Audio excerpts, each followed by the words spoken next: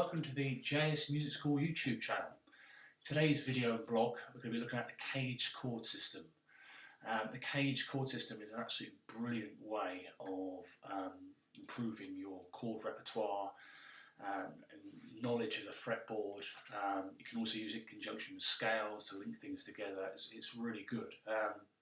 The idea is, to start with, you're going to start when you start out guitar, you learn, a C there, and that's about it. Then you'll move on to your bar chords, so you might learn a C there.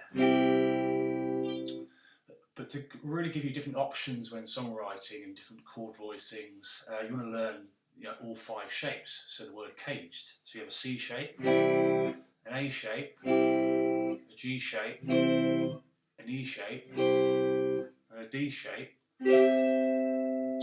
for all types of chords. So say if you're in a band situation, the rhythm guitarist is doing this.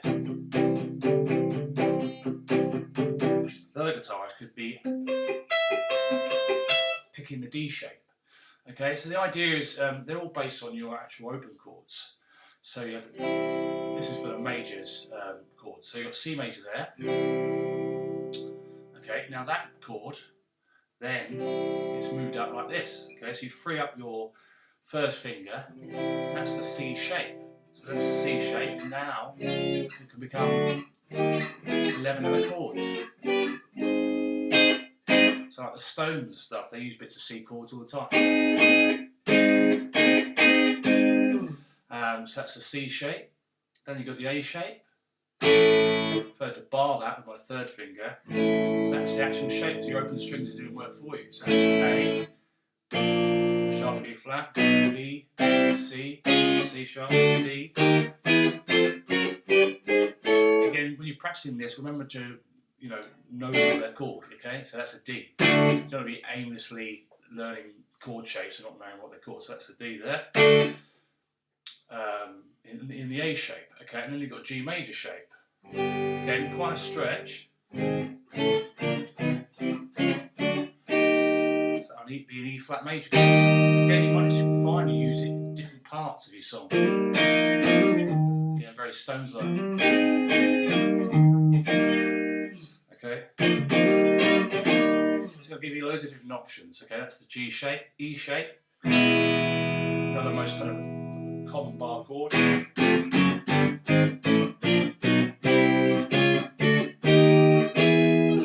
Okay, and then you've got the D shape.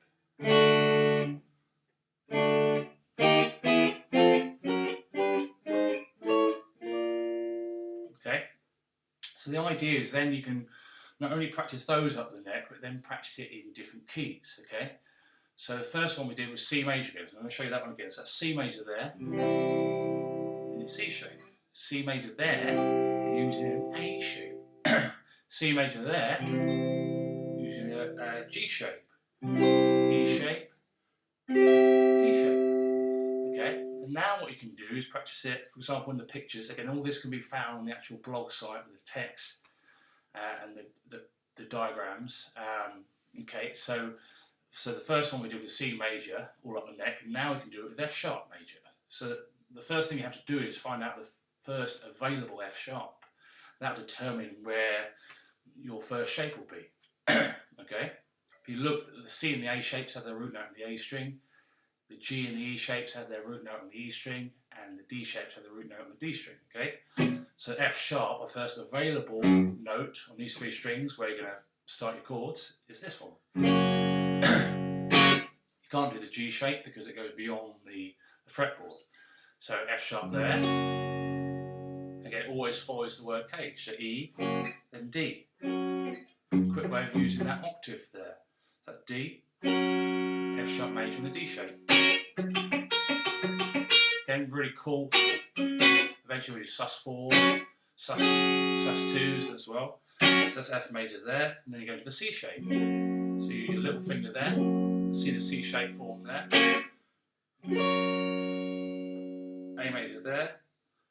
So that's the A shape and the G shape. And then following on. So it's really good work also learning all your notes on the neck as well. So I'll show you that again. So that's the E shape, D shape, C shape, A shape, G shape. Cool. So what you'll find is, the idea is if you're learning a song tab and it says, oh, A, F sharp, you want to work out whether it's either that F sharp down there, or maybe up the one up there. Okay, or maybe using a part of a G shape or a C shape. So you're going to find this really useful. Again, practice it in different keys. Any comments or suggestions, feel free to post in the blog or the YouTube channel again. The Twitter and all the social media links are there as well. So thanks very much for watching. Cheers.